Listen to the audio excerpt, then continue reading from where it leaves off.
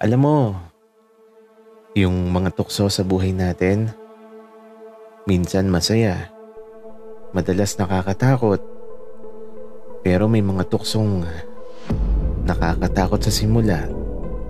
Pero kapag nagawa mo na, uulit-ulitin mo pa.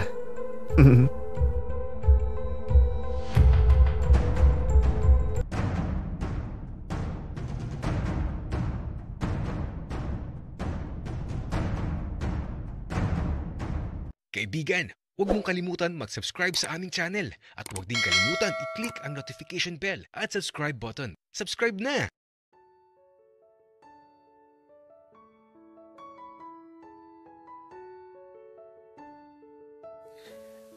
Isang araw, bago sumapit ang Pasko,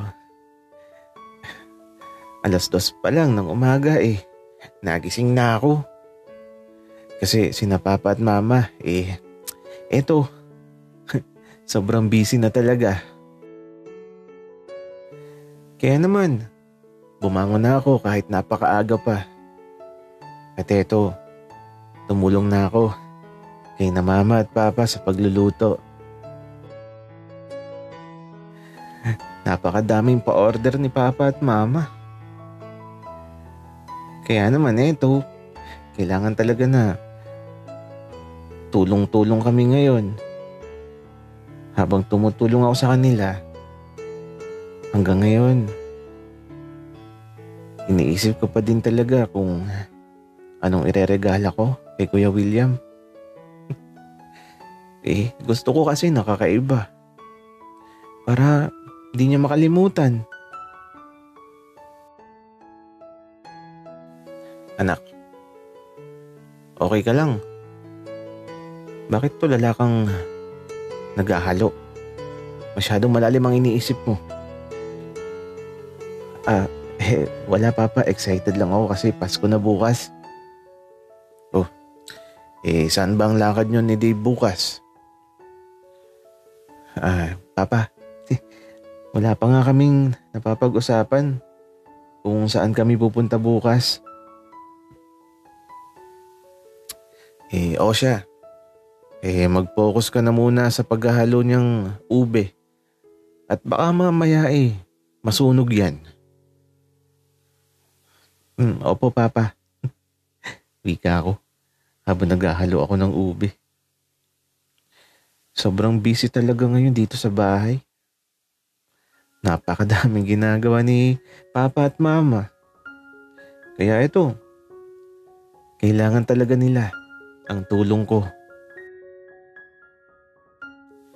Sa paglipas ng mga oras, may mga natatapos na kaming gawin. At nagbabalot na ako tapos nilalagyan ko na ng pangalan.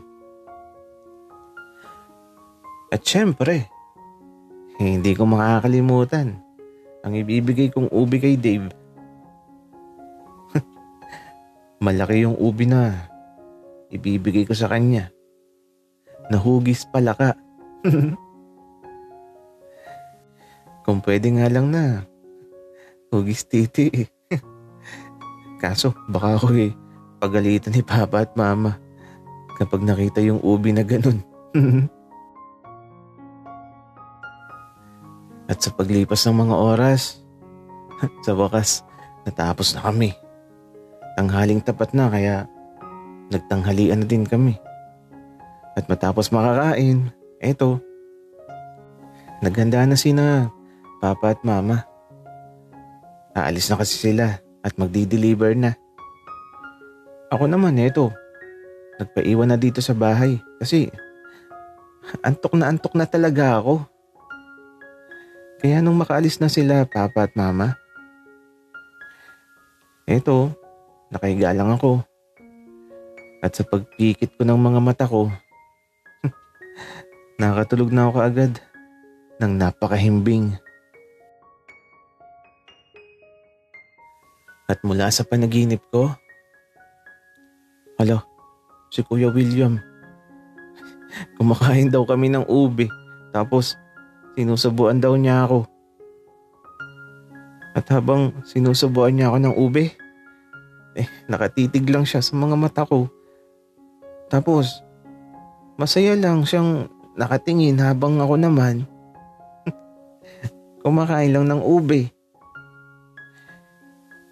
Isang masayang panaginip na sana di na ako magising. Kaya lang habang nasubo ako ng ube, nakita ko yung toy na titi. Andun sa plato na hawak ni Kuya William.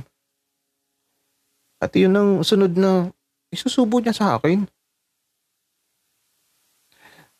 Nung hawakan ni Kuya William yung toy, napanganga na lang ako.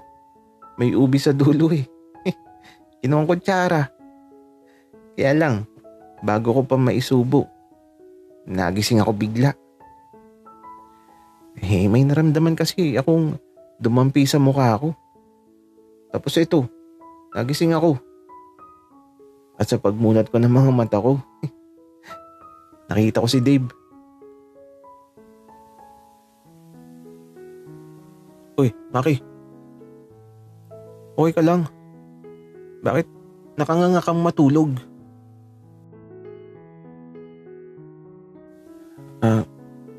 Wala Dave. Nakain kasi ako sa panaginip ko. Okay. Pero Maki, ano bang kinakain mo sa panaginip mo? Kasi naman, ang laking ng nganga mo kanina eh. Turon Dave. Turon na malaki. Okay. Tara na Maki. Maghanap na tayo ng pangregalo. Dave, sige. Kaya lang, ang lakas ng ulan. Sana naman di maulan bukas. Oo nga Maki. Maulan pero okay lang. Tara na. Kasi mamaya madilim na. Wala na tayong mahanap na pangregalo. Oo na. Teka lang Dave. Dalayin mo na yung ube na ginawa ko para sa'yo. Hello? Ang sweet mo naman Maki. Pakis nga. Iyak. Ay kadiri. Pika ako. Napaka-arte mo Maki. Joke lang. Kadiri kaya yun. At eto, ibinigay ko na kay Dave yung ube. At dumiretso na kami kaagad sa palengke para maghanap ng pangregalo. Habang bumubuhos ang malakas na ulan, eto, naglalakad lang kami habang nakapayong. At taba, napakalamig sa labas. Kasi naman, humahangin pa. Maki, anong ireregalo mo sa akin bukas? Wala pa nga Dave. Wala pa talaga akong maisip. Ako nga din Maki. Wala akong maisip na iregalo sa'yo. Bahala na talaga bukas. Natatawa na lang kami habang naglalakad. At ayun, buti na lang at madaming nagtitinda sa palengke.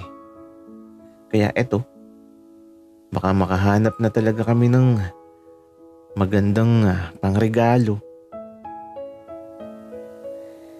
Excited na talaga ako kahit tumuulan. Kasi para sa akin, ito palagi yung pinakamasayang araw sa lahat. Kasi naman, nakaka-excite makatanggap ng regalo na hindi mo inaasahan.